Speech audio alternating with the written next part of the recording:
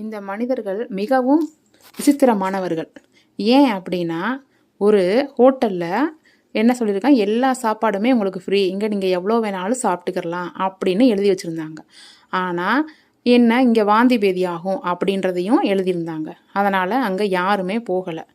அடுத்து இன்னொரு பக்கம் பார்த்தா, ஒரு பேருந்தில் இங்கே வந்து எல்லாருக்குமே ஃப்ரீ, எங்கே வேணாலும் போய்க்கலாம் வந்துக்கலாம் அப்படின்றதையும் எழுதி வச்சுருந்தாங்க. ஆனால் பிரேக் பிடிக்காது அப்படின்னு சொல்லியிருந்தாங்க. அதுக்கும் அங்கே மனிதர்கள் யாருமே போகலை. அடுத்து ஒரு ஹாஸ்பிட்டல் போயிருக்காங்க. அங்கே பார்த்தா அங்கேயும் இங்கே எல்லா மருத்துவமே ஃப்ரீ, இங்கே நீங்கள் என்ன வேணாலும் பார்த்துக்கலாம், சிகிச்சை பார்த்துக்கலான்னு சொல்லியிருக்காங்க. ஆனால் உயிருக்கு உத்தரவாதம் இல்லைன்றதையும் எழுதி வச்சுருந்துருக்காங்க. அப்போ அங்கேயும் அந்த மனிதர்கள் போகலை. குடியை கெடுக்கும், குடிப்பழக்கம் உடல்நலத்தை கெடுக்கும் அப்படின்னு எழுதி வச்சுருக்காங்க. இதில் சரக்கு பாட்டில்.